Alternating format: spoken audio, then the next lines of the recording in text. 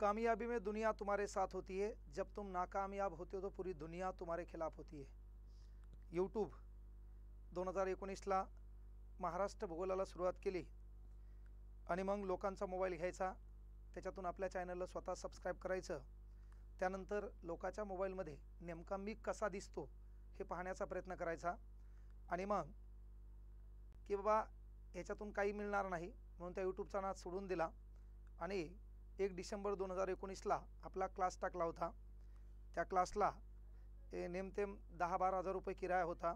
बढियापैकी class चालू होता आणि 2020 कोरोना कालखंड आला आणि सर्वांच्या आयुष्यातून 1 वर्ष वजा झालं।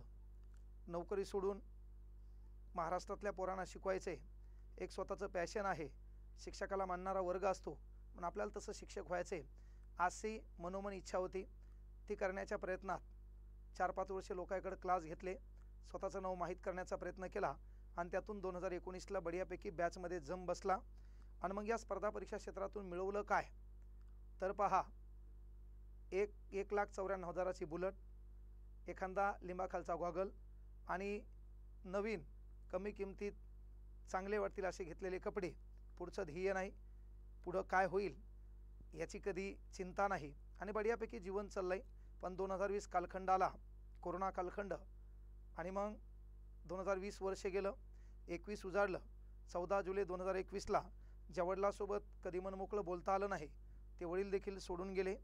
19 एप्रिल 2000ला आईपासून पोरकं झालेलो आपण है ना, आपलं दुःख नेहमी हृदयात साठवलेलं, अनेक अडचणी असलेल्या आणि त्यातून 2021 मध्ये वडील देखील गेले, मागं पुढं कोणी नाही। या क्लास क्षेत्रामध्ये प्रॉब्लेम असा झाला की 34,000 रुपये किराया द्यायचा आहे म्हणून त्या क्लास क्षेत्रातून एक जी 2.5 तोळ्याची चेन आहे ती 59,000 रुपयाला जे काही गोल्ड फायनान्स असतं त्याच्यावर ठेवली। 34,000 रुपये त्या मालकाचे दिले। पुढं एक बाजूला छोटासा हॉल केला आणि त्या ठिकाणी क्लास चालू केला। क्लास चालू होईल असा विचार केला, मग त्या ठिकाणी दिवसभर बसायचं, पोरांसोबत 10-12 पोरं, कोरोना कालखंड इकडं तिकडं बंदी आहे, चहा करायचा, काहीतरी नवीन नोट्स काढायच्या, कुठंतरी क्लास चालू होणार आहे अशी मनोमन इच्छा आहे, पण काय होईल पत्ता नाही है ना, खिशात रुपया नाही। आणि त्यातून V11 हा मोबाईल घेतला 1200 रुपयाचा। इथून लक्ष्मी स्टोअर आहे, जनरल स्टोअर, त्या ठिकाणून 3x4चा तो काही बोर्ड घेतला आणि मग 400 रुपयाचं स्टँड, V11 मोबाईल आणि त्याच्यातून आपला 2021ला कार्यकाल सुरू झाला यूट्यूबमध्ये पुन्हा नव्यानं। सप्टेंबर महिना IPLचा मॅच, त्यातून IPLचा व्हिडिओ व्हायरल झाला आणि व्हायरल झाल्याच्या नंतर जेव्हा मला कॉल आला की तुमचं स्टेटस गाजले, तेव्हा मी बायकोला बोललेलं वाक्य की येणाऱ्या काळात आपले दिवस बदलणार आहेत, तेव्हा कोणीच माझ्यावर विश्वास ठेवला नाही। IPLच्या व्हिडिओनंतर मला एक गोष्ट कळाली की बाबा एक दगड आहे, त्या दगडावर आपण घणानं घाव घालतो, एक वेळ येते तो दगड फुटतो, पण तो दगड फोडण्यामागं पहिल्या घणाचं देखील योगदान असतं। मग पहिल्या व्हिडिओन महाराष्ट्राला काय लागतं याचा अभ्यास केला। माझा दुसरा व्हिडिओ परभणीतील जी वाढदिवस पॅटर्न आहे त्याच्यावर आला। तिसरा व्हिडिओ महाराष्ट्रात सर्व शिक्षा अभियान याच्यावर आला।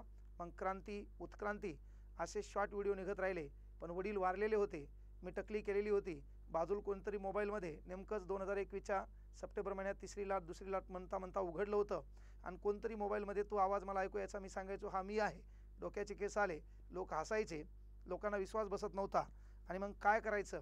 एप्रिल महिना 2022 मला 3,000 रुपये 4,000 रुपये लोक जयंतीला, शिवजयंतीला, भीमजयंतीला त्या शॉट पाहून मला भाषणाला बोलवायचे। मी बुलेट घेऊन भाषणाला जायचो है ना, रुमालानं तोंड पुसायचो, डायरेक्ट स्टेजवर जायचो आणि बढियापैकी भाषण करून पुन्हा रात्री अपरात्री घरी यायचो। त्याच्यानंतरही कुठलं ध्येय नाही। 6,500 रुपयाला एक लोकल कमी किमतीत जे ॲप भेटल ते ॲप आपण विकत घेतलं, त्याचं नाव VK क्लास। आज महाराष्ट्राच्या कानाकोपऱ्यात, महाराष्ट्रात कुठलाही विभाग घ्या त्या विभागात पोरगं जे नोकरी लागले ते पहिल्यांदा वाक्य उच्चारते, मी सरच्या ॲपमध्ये आहे। मी कुठं भाषणाला जातो, पोरगं पाया पडते, सर मी तुमच्या ॲपमध्ये आहे, ही 100 रुपयाची बॅच घेतलेली आहे, माझं इथं सिलेक्शन झालेलं आहे। त्याच 6,500च्या ॲपनं महाराष्ट्राच्या घराघरात स्थान दिलं। त्यानंतर पुढंही असे दिवस चलत आले आणि आज 2 वर्षाचा कालखंड लक्षात घ्या, तब्बल 10 लाखाचा टप्पा आपण पूर्ण केला आहे। महाराष्ट्रातल्या गोरगरीब कष्टकरी मायबापांनी त्यांच्या लेकरांनी हे प्रेम दिले। आजही हॉस्टेलला मुलं मुली धरून 24 जे अनाथ लेकरं आहेत ते दत्तक आहेत, त्यांचं खाणं पिणं राहणं सूट बूट कपड्यासहित मीच करत असतो आणि म्हणून कुठल्याही भाषणाला गेलो तर थाटात बोलत असतो 50,000 रुपये घेतल्याशिवाय येणार नाही, कारण त्या लेकरांसाठी काय आगळं वेगळं करायचे, कारण त्या लेकरांचा भाऊ मी आहे, पालक म्हणून भूमिका पार पाडावी लागते आणि आणखी एकच इच्छा आहे, तसं खूप काय आगळं वेगळं करायचे। म्हणजे जवाहर विद्यालयामध्ये शिकत असताना बाकीचे लेकरं सायकलवर जायचे, विठ्ठल कांगणे पैदल जायचा। DSMला शिकत असताना बाकीचे लेकरं बढियापैकी पासनं त्या गाडीत जायचे, विठ्ठल कांगणे तिथून पैदल जायचा। सुपर मार्केटपर्यंत या जुना पेडगाववरून विठ्ठल कांगणे क्लासला पैदल जायचा। त्यानंतर एका ड्रेसवर क्लासवर राहणारा आज कपडा बदलला है ना, राहायला म्हणजे नवरा बायको आम्ही 2014ला 12 तारखेला लग्न झालं। 2200 रुपये ज्या 2 रूममध्ये आम्ही किरायानं राहत होतो तेच घर आपण जवळपास 75 लाखापर्यंत विकत घेण्याचं हे सामर्थ्य महाराष्ट्रातल्या लोकांच्या प्रेमामुळे मिळालं। त्याच्या बाजूला बढियापैकी घराचं स्वप्न बाजूला ठेवून आपण गोरगरीब कष्टकरी महाराष्ट्रातल्या गोरगरीब लेकरांना शिकता यावं कमी फीसमध्ये, त्याचं स्वप्न पूर्ण व्हावं म्हणून लगेच पुन्हा बाजूला लॅबचं काम चालू केलं। त्यानंतर आणखी महाराष्ट्रात जे बी लेकरे ज्याला मायबाप नाही, ज्यांना शिकायचं आहे त्यांच्यासाठी मोफत शिक्षणाची व्यवस्था उपलब्ध करायची आहे। जातीभेदापलीकडे माणुसकी नावाचा जो धर्म आहे तो जपवायचा आहे। आणि आज बोलता बोलता म्हणता 2 4 व्हीलर झाल्या, 50 लाखाच्या गाडीत मी ती इथे येणार आहे, माझं ऑफिस असणार आहे, कोणतरी ऑफिस उघडणार आहे, मी थाटात ऑफिसला बसणार आहे। 2022ला वर्गात बोललेलं माझं भाषण तीच गोष्ट पूर्ण झाली, म्हणजे मी जे बोलत गेलो ते पूर्ण होत गेलं। सर्व गोष्टी बरोबर आहे ना, सोन्यासारखी मुलगी आहे, तिच्यात मी माझ्या आईला पाहतो आहे ना, त्याच्यानंतर जीवापाड प्रेम करणारी बायको आहे। महाराष्ट्रातले गोरगरीब लेकरं भावाप्रमाणे वडिलाप्रमाणे प्रेम करतात। पण साला हे जे मला दाखवायचं होतं, ज्या गाडी घोड्यामध्ये मी फिरत असेल, महाराष्ट्रातले लेकरं पाया पडतात, मी आल्याच्यानंतर टाळ्यांचा गडगडाट होतो, हे सर्व जे वैभव होतं ते पाहायला देवानं फक्त आईबाप ठेवले नाही। ती एक जराशी म्हणजे एक दुःख नेहमी सदैव याच्यात असते, कारण आपण जेव्हा अंतर्मनाने रडतो किंवा आपल्याला काही दुःख आहे ते सांगायचं तर ते ऐकायला मायबाप लागत असतात, ते मात्र देवानं आपल्यापाशी ठेवले नाही। पण महाराष्ट्रातले गोरगरिबांचे जे मायबाप आहेत ते स्वतःच्या लेकाप्रमाणे प्रेम करतात। हे प्रेम आणि आशीर्वाद लोकांच्या म्हणजे लोकांनी पालकांनी ठेवावं अशी एक अपेक्षा करतो।